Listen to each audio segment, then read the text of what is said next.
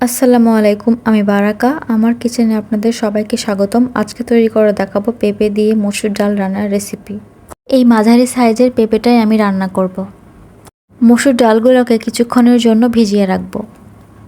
এবার পেঁপের ছালটাকে ভালো করে ছাড়িয়ে নেব। এর মাঝে আপনাদের সাথে পেঁপে সম্পর্কে কিছু কথা শেয়ার করব। পেঁপে পুষ্টিগুণ সমৃদ্ধ একটি ফল। এতে রয়েছে ভিটামিন ই, সি, এ, ম্যাগনেসিয়াম, পটাশিয়াম ও খনিজ পদার্থ। এতে ক্যালোরির পরিমাণ খুবই কম থাকে। খালি পেটে পেঁপে খাওয়া শারীরিকভাবে খুবই উপকারী। পেঁপের ছাল ছাড়ানো হয়ে গেছে, এবার চাকুর সাহায্যে মাঝ বরাবর কেটে ফেলব। উপরে যে খোসাটা আছে ওটাকে ভালো করে ছাড়িয়ে ফেলব। পেঁপেটা পাতলা সাইজে কেটে ধুয়ে পরিষ্কার করে একটি পাত্রে বসিয়ে দেব। তাতে 4টে আলু ও ভিজে রাখা মসুর ডালটা দিয়ে দেব। তাতে কিছু পরিমাণ পানি দেব, পেঁয়াজ কুচি, কাঁচামরিচ, স্বাদমতো লবণ, আদা রসুন বাটা, মশলা বাটা, শুকনো ঝালের গুঁড়ো, হলুদ গুঁড়ো, পরিমাণ মতো তেল দিয়ে নেড়েচেড়ে ঢাকনা দিয়ে ঢেকে দেব।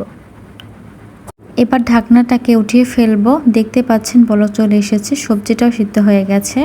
এবার অন্য একটি প্যানে কিছুটা তেল দিয়ে তাতে তেজপাতা, পেঁয়াজ কুচি ও রসুন কুচি দিয়ে নেড়েচেড়ে বাদামি কালার করে নেব ও পাঁচফোড়নটা দিয়ে দেব।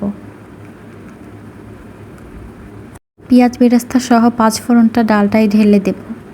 পেঁপের ডাল রান্না কিন্তু আমার হয়ে গেছে, এবার আমি পরিবেশন করব। অবশ্যই পেঁপে দিয়ে মসুর ডাল রান্না করে দেখবেন, খেতে কিন্তু অনেক সুস্বাদু হয়। আশা করি আমার রান্নাটি আপনাদের কাছে ভালো লেগেছে। ভালো লেগে থাকলে অবশ্যই আমার চ্যানেলটিকে সাবস্ক্রাইব ও লাইক করতে ভুলবেন না। আল্লাহ হাফেজ।